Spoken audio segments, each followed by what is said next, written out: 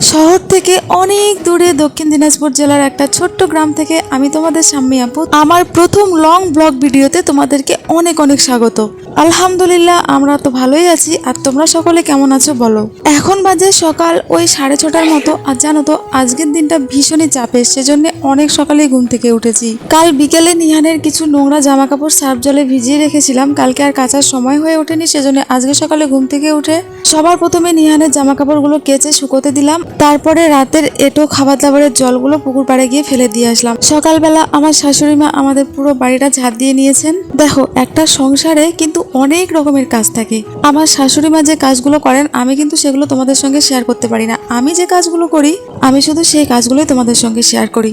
এদিকে এঁটো বাসনগুলো আমি মেজে নিলাম। আর জানো তো আমি যখন একা একা কাজ করি তখন না মাথাতে বিভিন্ন রকমের চিন্তা ভাবনা আসে।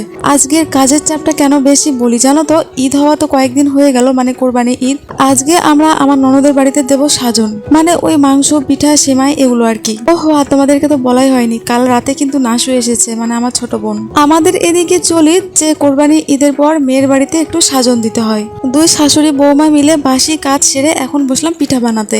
যা রোদ গরম করছে, তাড়াতাড়ি করে এই কাজগুলো সারতে হবে, কারণ আমার শ্বশুর মশাই যাবেন আমার ননদের বাড়িতে সাজন নিয়ে। তাই আমরা সবাই মিলে তাড়াহুড়ো করে কাজগুলো সারার চেষ্টা করছি। সকাল থেকে কাজের চাপে আমি ভুলে গিয়েছিলাম যে আজকে সকালে তো আমি কিছুই খাইনি। মাথাতে শুধু এটাই চলছিল যে তাড়াতাড়ি করে কাজগুলো সারতে হবে, কারণ যা রোদ উঠেছে যত বেলা হবে গরম কিন্তু তত বাড়বে। আর হ্যাঁ, নিহানকে কিন্তু আমি সকালের খাবার খাইয়ে দিয়েছি। আমার জন্য এখানে আমি বানিয়ে নিলাম ঠান্ডা ঠান্ডা ছাতুর শরবত। ছাতুর শরবত খেতে আমার ভীষণই ভালো লাগে। জানো তো, নিহানকে যখন কেউ একটু সামলায় তখন আমার কাজ করতে ভীষণই সুবিধা হয়। নাসুও কিছু খেতে চাইছে না, তো ভাবলাম একটা ডিম পোস্ট করে দিই, পরে না হয় অন্য কিছু খেতে দেবো।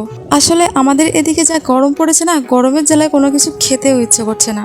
তোমরা তো জানোই যে আমাদের মাটির বাড়ি, তবে আমাদের চালটা কিন্তু টিনের, সেজন্য গরমটা একটু বেশি। এগুলো হচ্ছে আমাদের কোরবানির মাংস। এগুলো কিন্তু রান্না করা মাংস না, জাস্ট নুন আর হলুদ দিয়ে একটু সেদ্ধ করে রাখা হয়েছিল। কাঁচা মাংস ফ্রিজে রাখা যেত, কিন্তু যেহেতু আমাদের এখানে কারেন্টের খুবই প্রবলেম, বারবার করে চলে যায়, মাংসগুলো নষ্ট হয়ে যাবে নাকি সেজন্য এভাবে রেখেছিলাম আর কি। তেল মশলা সমস্ত কিছু দেওয়াই ছিল, এখন শুধু রসুন আর পেঁয়াজটা দিয়ে ভালো করে কষিয়ে রান্না করে নিতে হবে। শুধুমাত্র মাংস দিয়ে আমি ভাত খেতে পারি না, আর বাড়িতে আজকে না সবজিও নেই, সেজন্য এখন যাচ্ছি আমি আমাদের বাড়ির সামনে এই যে ছোট মতো এই বাগানটাতে। আসলে এখানে না খুরিয়া ডাটা লাগানো হয়েছে, এখান থেকে কয়েকটা ডাটা তুলে নিয়ে গিয়ে চচ্চড়ি রান্না করব। তোমরা আমাকে বারবার করে কমেন্ট করতে যে আপু লং ভিডিও বানাও। অনেকদিন থেকে ভাবতাম যে হ্যাঁ বানাবো, তবে না সত্যি কথা বলতে আমি সাহস পেতাম না। আসলে কখনো এভাবে লং ব্লগ বানাইনি না, জানি না অত কিছু। তবে তোমাদের কথা রাখতে সাহস করে আজকে বানিয়েই ফেললাম। ডাটা তুলে নিয়েছি আর এখন খড়ি নিয়ে যাচ্ছি রান্না করার জন্য।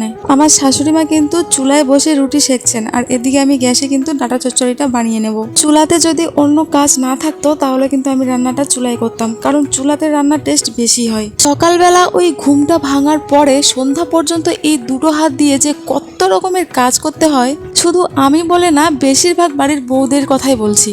ওভেনটা পরিষ্কার করে নিচ্ছি। ওভেনটা যদি পরিষ্কার থাকে না তাহলে রান্না করতেও কিন্তু না বেশ ভালো লাগে, মানে মনটা বসে আর কি। আমি আমার অনেক ভিডিওতে বলি যে আমি গ্রামের মানুষ, আমার মাটির বাড়ি।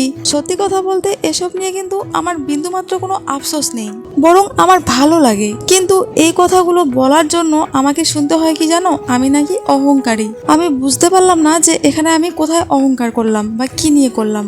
রান্না বান্না শেষ, এখনকার মতো আমার সংসারের কাজও শেষ। তারপরে আমি স্নানও করে নিয়েছি, আর ঘরে এসে দেখছি বিছানাটা একটু অগোছালো আছে, গুছিয়ে নিয়ে এখন বসবো ভিডিওতে ভয়েস দিতে। আমার এই ঘর গোছানো ভিডিওতে একটা কমেন্ট আমি প্রায় পাই যে তোমার ঘরে বক্স খাট নেই কেন। আসলে কি বলতো, এই যে আমাদের ঘরে চকিটা আছে সেটা না বাইরে বের করানো যাবে না, সেজন্য আমরা নতুন কোনো খাট ঘরের ভেতরে ঢোকাতেও পারছি না। তবে যাই হোক, এখন আমি আমার ভিডিওর কাজগুলো গুছিয়ে নেব। আর আমার প্রথম ব্লগ তোমাদের কেমন লাগলো জানিও।